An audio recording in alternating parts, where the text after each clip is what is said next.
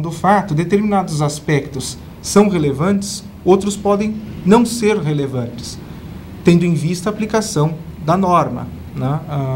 A existência ou não da incidência. Então, a própria construção do fato é fundamental.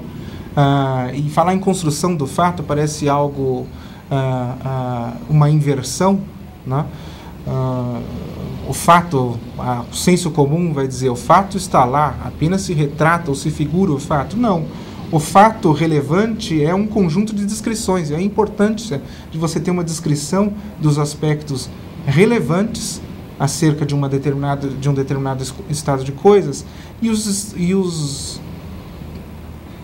aquilo que é relevante nesse conjunto de descrições é dado exatamente pela hipótese da norma, que vai levar a uma consequência ou outra, uma solução normativa ou outra. Ou seja, se o fiscal está lavrando um auto de infração, está realizando uma diligência junto ao contribuinte, ele percebe aspectos como dolo, má intenção e além de a própria busca do fato tirador, por exemplo, ele tem que provar esse fato tirador através de uma linguagem que é nota fiscal, ou então provar através de controles de contabilidade, ou então de controle de conta corrente.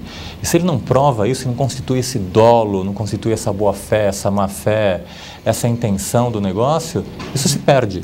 Claro, aí é que está o grande problema da existência de termos valorativos e imprecisos na norma. A existência ou não de dolo pode levar a uma consequência ou outra completamente diversa, né? Você tem ou não a incidência, né? Então, da consequência normativa.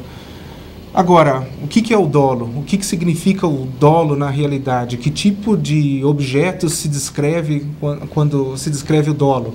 Se nós falamos de intencionalidade, do ponto de vista filosófico, isso é um grande problema. Como é que eu acesso o outro sujeito?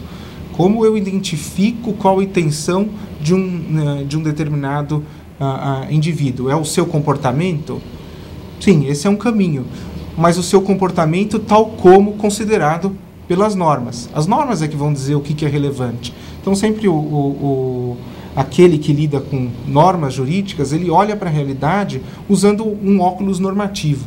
Ou seja, aquelas hipóteses que são destacadas na norma é que vão definir, do ponto de vista pragmático, aquilo que vai levar a uma consequência ou outra consequência jurídica. Isso não significa uma manipulação. Significa que o que deve ser observado ou o que deve ser notado como relevante num comportamento, ele deve partir das hipóteses que estão presentes nas normas e naquilo que é considerado como prova ou não, ou como caracterização ou não de uma determinada hipótese normativa. Ou seja, a intenção real do agente é irrelevante.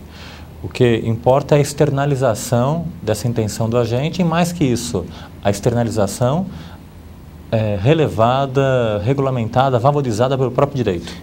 A gente pode chegar a esse extremo. O Kelsen, por exemplo, chega a esse extremo, em identificar o real com aquilo que, pelas normas jurídicas, pode ser considerado como real. Ou seja, o jurista vive num mundo de normas, né? Vive no mundo do dever ser. Não sei se a gente precisa chegar a esse extremo, mas, de fato, a norma como ponto de partida para o raciocínio, mesmo nesse momento de caracterização sobre o que ocorreu, ela insere aí alguma seleção. É obviamente que um auditor fiscal vai fazer uma descrição da realidade muito diferente do sujeito da norma tributária. Ou alguém que descreveu um mesmo fato que não esteja absolutamente preocupado com qualquer incidência normativa. Né? São realidades diferentes? Não. Simplesmente o que há é determinados aspectos são relevantes para uma leitura normativa, para uma outra leitura voltada para outro fim, outros aspectos são relevantes. E o que se lida é com descrições da realidade, não exatamente com a realidade, principalmente num caso delicado como esse, em que a realidade que se busca alcançar é uma intencionalidade de um sujeito.